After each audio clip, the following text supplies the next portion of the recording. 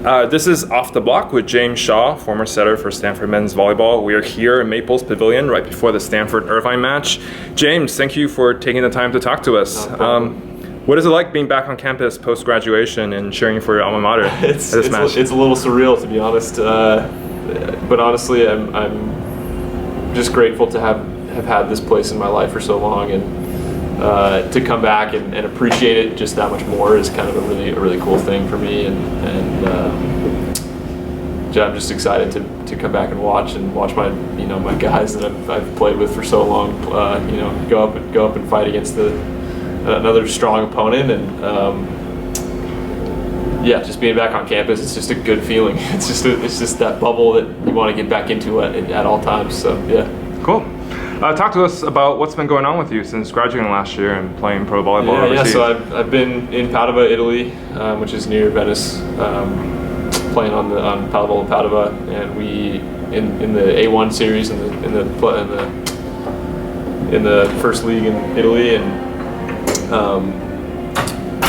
that was an interesting experience for sure. It's one of the top leagues in the world, and some of the top players in the world are in that league, and you go up against them every night, and it certainly gives you some perspective on your own game.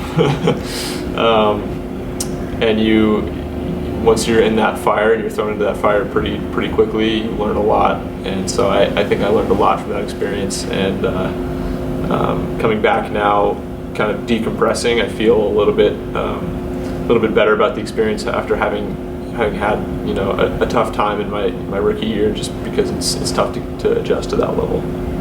Give us a flavor of what your day-to-day was like as a professional volleyball player, like how many days you train, what your weekends are like, and stuff like that.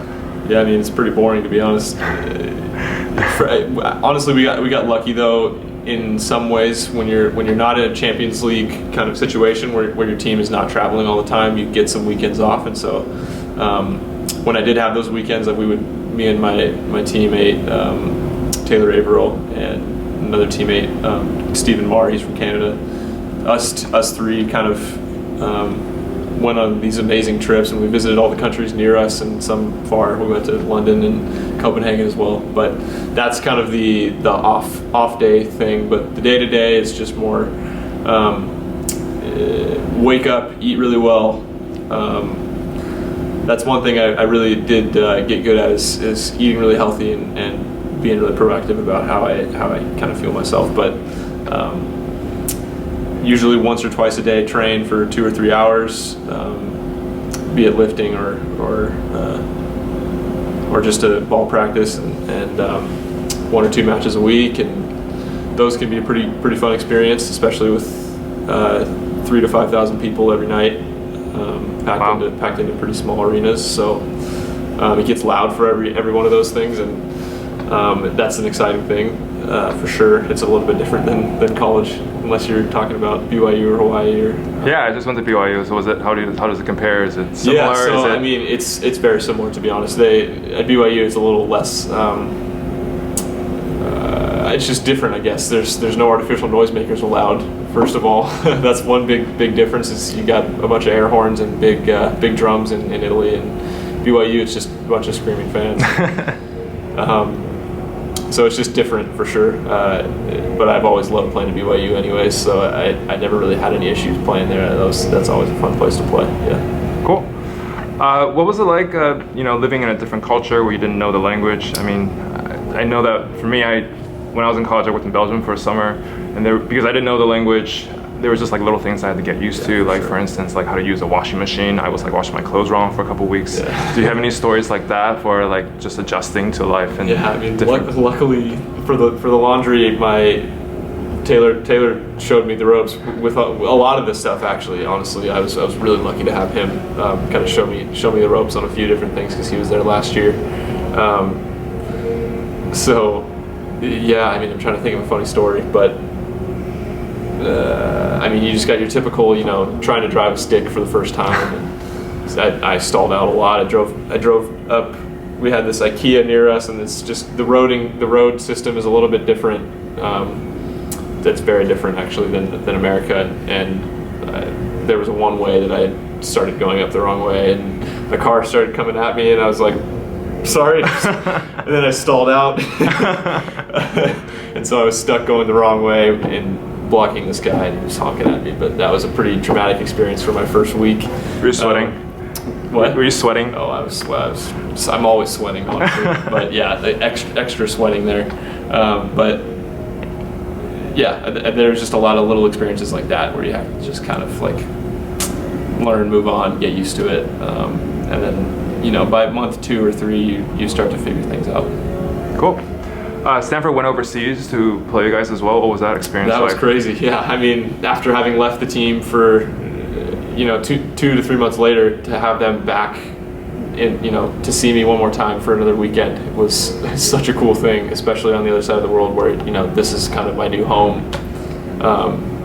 so to speak. And just seeing those guys after really missing them for a while, and having them be able to kind of see me in my new digs was a really cool thing. And even though it wasn't a great match, we were both kind of in different parts of our season, shall we say, and so the match wasn't too great, but just seeing everybody, seeing those guys was one of the coolest things I've ever had in my life, for sure. Cool. Yeah. Have you been keeping up with how Stanford's been doing this season overseas? Yeah. I mean, I've tried to watch as many matches as I can. The tough part is it's in the middle of the night. It's 3 a.m. for me at sometimes, and so it's tough to actually watch the matches. But for sure, I go through and check the stats and all that stuff. I'm excited for our usual Stanford trademark last home stretch win out scenario and roll right through the playoffs. That seemed to happen for me like at least two or three of my 4 years, and hopefully I can do something similar can happen this year. Cool.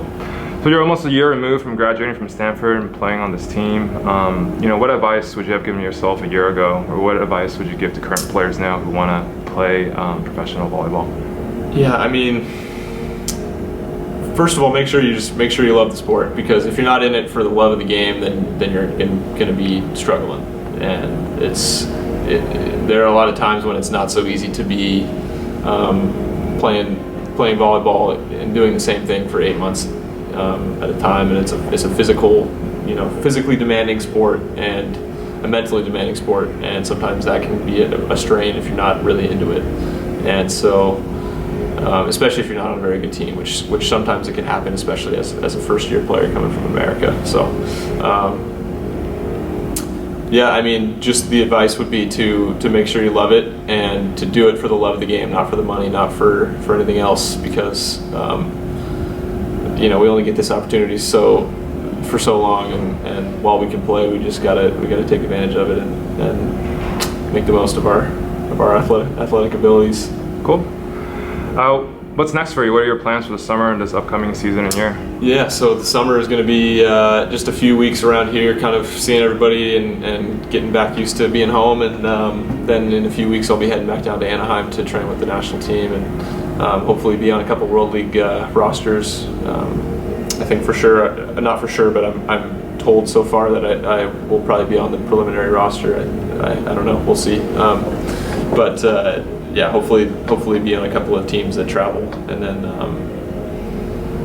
I got a few other tournaments in the mix in the summer, and hopefully I'll be on all those rosters.